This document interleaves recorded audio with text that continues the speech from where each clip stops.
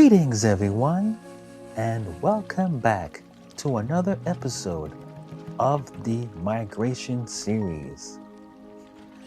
For centuries, our ancestors endured separation, slavery, and displacement. Yet, they survived.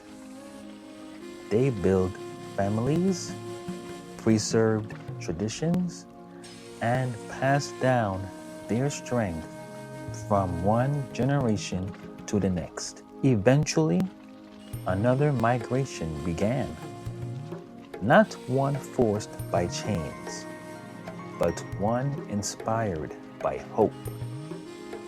For many Caribbean families, America represented opportunity, education, and the possibility of a better future.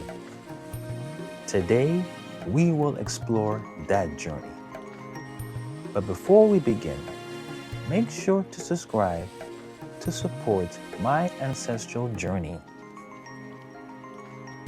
For generations, descendants of Africans made homes throughout the Caribbean. In places like the Dominican Republic, Puerto Rico, Haiti, Cuba, and the U.S. Virgin Islands. Communities developed unique cultures that blended African, European, and indigenous influences. Families worked hard. Churches brought people together.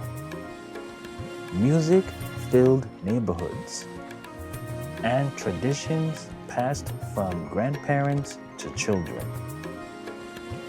Though separated from Africa by centuries, the legacy of those ancestors remained alive in everyday life. Beginning in the 20th century, many Caribbean families sought opportunities in the United States. Some came to New York.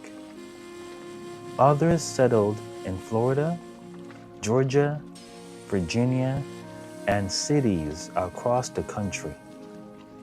People arrived carrying dreams of education, dreams of stable work, dreams of giving their children opportunities they never had.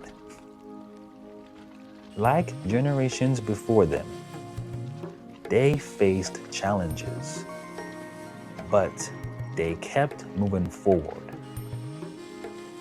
Every generation leaves something behind. Some leave wealth, some leave photographs, while others leave stories. But perhaps the greatest gift our ancestors left us was resilience. They survived the unimaginable. They endured hardships. They sacrificed so future generations could dream. And because of their perseverance, I am here, a descendant of Africa, a son of the Caribbean, an American. All three identities woven together into one story.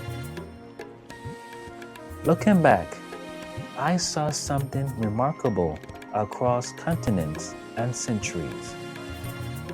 God preserved lives. From the forests of Gabon to the shores of the Caribbean, to the neighborhoods and communities of America. He sustained generations. The story wasn't perfect. There was suffering, loss, separation, but there was also grace. And perhaps that's why searching for our roots matters. Because understanding where we come from helps us appreciate the people whose sacrifices made our lives possible. Sometimes I wonder about my ancestors. Could they have imagined this? Could those who lived in Gabon centuries ago have imagined descendants living in the Caribbean? Could those who survived slavery have imagined future generations living freely? Could they imagine one day a man named Michael Reynoso sitting behind a microphone telling their story? Maybe not, but I believe they would want us to remember not only the pain, but the triumph. Not only the struggle, but hope. Because migration is more than movement, it's legacy. Thank you for listening to today's episode of the Migration Series. On the final episode, my story will come full circle, ending the Migration Series. Stay tuned for the next episode. My name is Michael Reynoso, and this is the African Latino. Peace and blessings, everyone.